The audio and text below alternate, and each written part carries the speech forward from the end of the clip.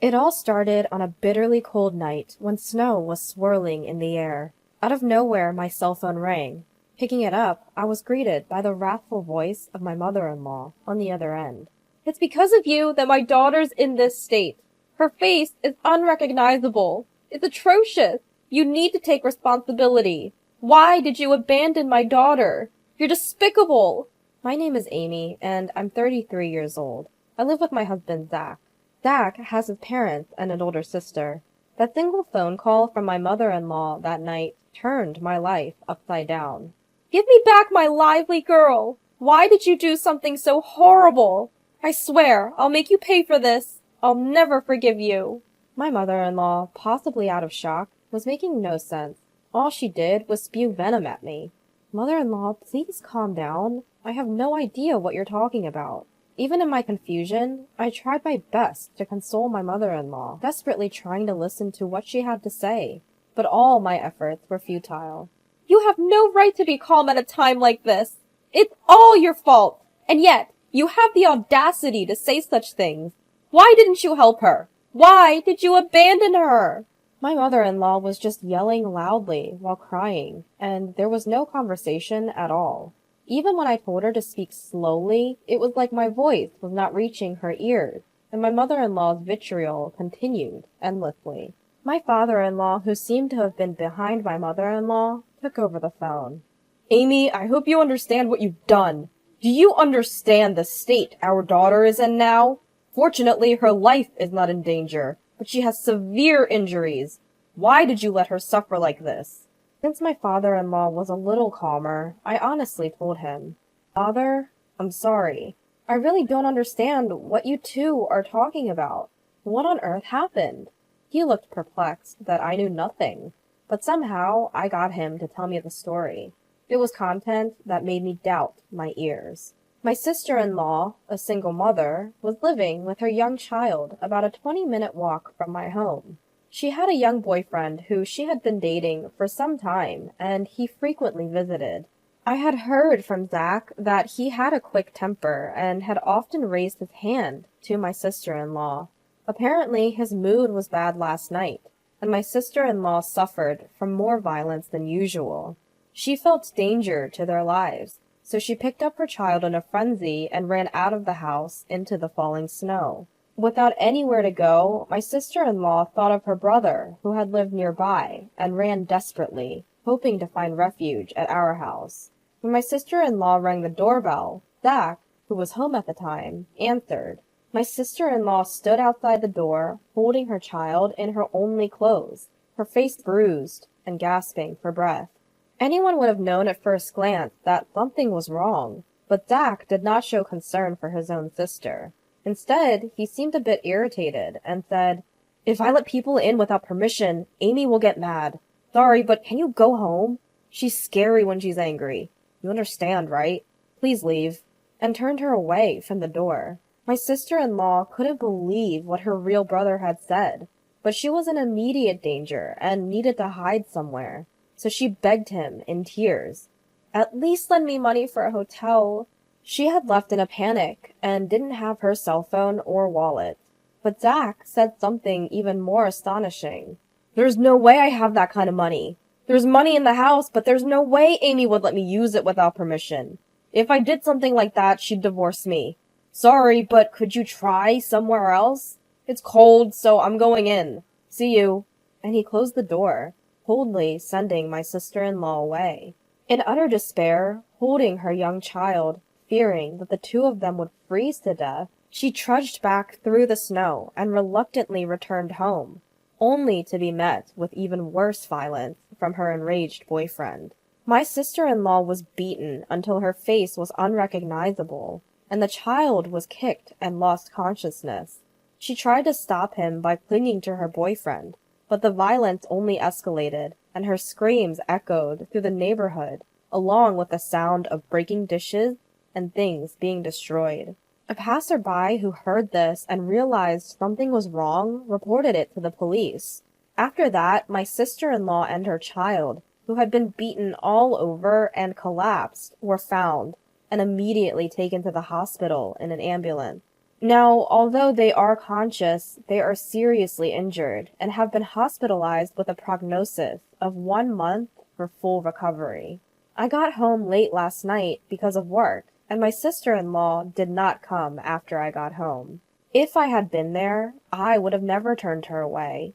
If I had seen my sister-in-law in that state, I think I would have immediately judged it to be dangerous, let her in, and then called the police. I don't understand why it is believed among my in-laws that I was the one who turned her away. And on top of the shock that such a terrible thing happened to my sister-in-law, I couldn't organize the reality that my in-laws were crying and blaming me for this, and I was very confused. Despite my father-in-law's relentless accusations, I knew I had to clear up the misunderstanding. Frantically, I explained. I wasn't home when sister-in-law came by. I worked late last night at the cafe I run. Had I been home, I would have noticed her unusual behavior and let her in. I would never turn her away. Please give me some time to figure out what happened. Although he wasn't convinced, he seemed to cool down and hung up the phone. That day, I was working late at my cafe, developing a new menu. I had informed Zach about the expected time I'd be home, but I ended up working longer. I ended up missing the last subway and had to take a taxi, not arriving home until past midnight. When I got home, I saw Zach, but he didn't mention a thing about his sister. I was confused about why he had done what he had, so I confronted him after he came home from work that night. His response was shocking. I could tell something was wrong when she showed up, but I was just about to enjoy my beer. And it was cold outside, so I wanted to close the door quickly. Plus, I didn't think there was anything I could do about it. I couldn't hide my anger at his selfish excuse. Didn't you feel anything seeing her like that? Why couldn't you at least let her in? She's been through a lot since you turned her away.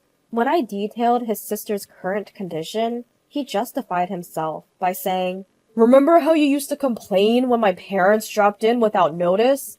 I thought I was being considerate by not letting her in, thinking you wouldn't like it. What did I do wrong?" Turns out, he had assumed that I would be bothered if his sister showed up unannounced and turned her away. I asked him another question. "Why didn't you lend her any money? You could have done that much, couldn't you?" He responded, "I was taken aback when she asked for money. I'm short on cash right before payday. I just lost money playing slots recently, and I hardly had $10 in my wallet. If I gave her our household money, I knew you would get mad, so I refused. I don't see anything wrong with what I said." I was speechless, completely shocked. I had always thought he was a bit self-centered, but he also had many good qualities. I had been giving him the benefit of the doubt, but I realized it was a terrible mistake. He was incapable of making sound decisions because he always put himself first. He had no compassion for others, not even a bit of kindness. And he was foolish enough to prioritize his drinking over his own sister's distress. But it was too late to realize this now.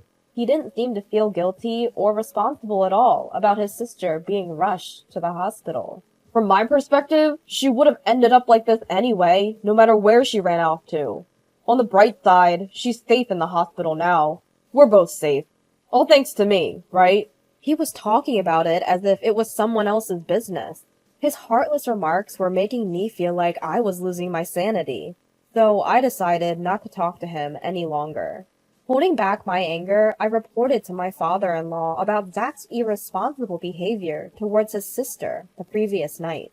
Upon hearing my words, Zach's father lost his composure. In a fit of rage, he exclaimed, "There's no way my Zach would do such a thing to his own sister! You're lying! Stop making up stories, Amy! Are you trying to make Zach the worst just to escape your own guilt? If you're going to spew such nonsense, then show me some proof." He refused to listen to me at all, and again blamed me for everything. I endured his accusations while desperately trying to figure out how to prove my innocence.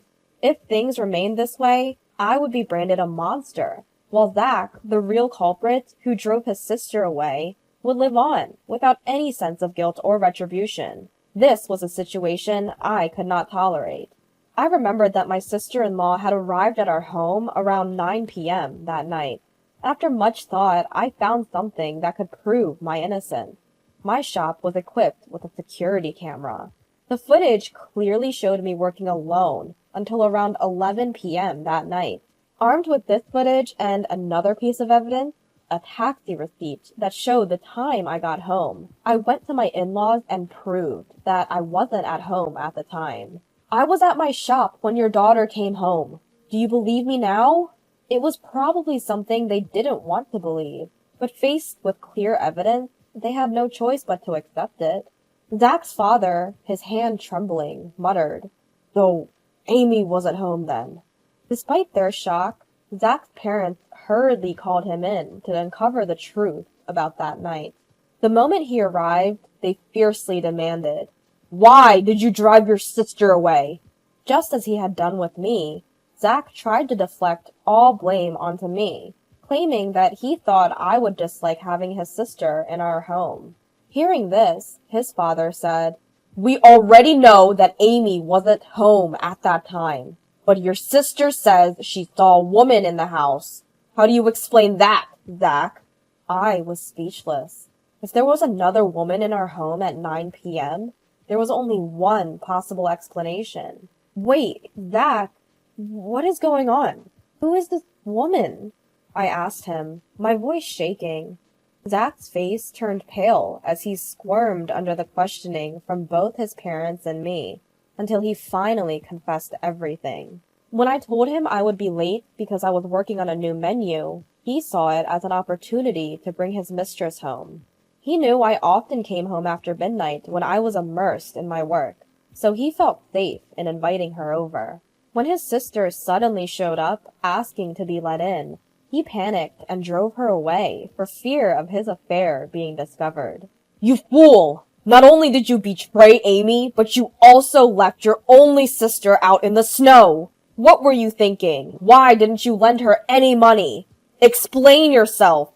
His father's anger was overwhelming, and Zach confessed the real reason he hadn't given her any money. He actually had plenty of spending money left, but he didn't want to lend it because then he wouldn't be able to buy the bag and shoes he wanted to give his mistress. He didn't want to upset his mistress for the sake of his sister, so he wanted to get rid of her quick, which led to shutting the door on her, Zach admitted. I was furious, but Zach's parents were even more so. "Before being a brother or a husband, you lack basic human decency. It's our responsibility as parents that you grew up to be this kind of person. But we cannot tolerate this and maintain our relationship. From today, we are cutting ties with you. Don't ever show your face to us again." Zach's father disowned him. In a similar vein, I added, "I'm divorcing you. You cheated on me and put your sister's life at risk by leaving her out in the snow. I can't live with someone like you anymore." Zach was shocked at being disowned and confronted with a divorce, all at once, and started begging for forgiveness, crying, I'm sorry! I won't do it again! Please forgive me!" He clung to his father's leg, but his father simply shook him off. "What you did is the absolute worst thing in our eyes." His parents and I never forgave Zach. Apparently, he had been having an affair with the other woman for a year now. The mistress was a coworker at Zach's company, who he'd been secretly bringing to our house when I wasn't around. It was infuriating to learn I'd been betrayed behind my back for so long. Zach even tried to blame his treatment of my sister-in-law on me, which only added to my anger, so I had no second thought about divorcing him. I made Zach sign the divorce papers and immediately submitted them. Right after, I headed to a law firm, hired a lawyer, and filed for substantial damages from both Zach and his mistress. I also called Zach's boss, who had been our matchmaker at our wedding, and reported through my tears that we were getting a divorce. I told him everything about Zach's affair and his mistress. Zach's boss, a man who despised anything against human decency, had repeatedly told Zach at our wedding to never betray his wife. As expected, he was furious when he learned about Zach's infidelity. Word reached upper management, and on his boss's advice, Zach was transferred to a branch office in the countryside. His mistress was moved to a different department where she was made to sort documents all day. However, my sister-in-law's revenge against the two was even more ruthless. Still suffering from the after effects of her injuries, she deeply resented Zach's actions that day. To vent her hatred, she did something even more extreme than what I did. By coincidence, she was working at one of Zach's company's clients and knew some of Zach's colleagues. Using her connections, she revealed and spread within the company the cruelty she and her child had suffered that day. The company's employees, who had thought the divorce was due only to the affair, were shocked to learn the truth. Zach's abandonment of his own sister to cover up his affair was a huge shock to everyone in the company. The rumor quickly spread throughout the company, and Zach was universally suspected of being a terrible human being. Once he was ostracized by everyone, his work was impacted, and after a while, he was demoted. He couldn't stand being avoided by everyone and found it hard to continue working at his new post, so he ended up quitting. To pay me the high alimony, he drained his savings and is still paying me by working live-in part-time jobs. Almost all his salary goes towards the payment, and I've heard he can't even afford a coat for winter and shivers in thin t-shirts. As for the mistress, she was stubbornly clinging to her job, amidst the judgmental glances of her coworkers, despite my demand for damages. After consulting my lawyer, I decided to ask her parents for the payment. When her parents learned about it, they were shocked and immediately made their daughter pay the full amount after confirming the fact. I kept receiving calls from her, which I never answered, but she left numerous abusive messages in my voicemail, saying, "Why did you tell my parents? I had to go into debt to make the payment. My life is ruined because of you." As I found it unbearable, I sent these messages to her parents.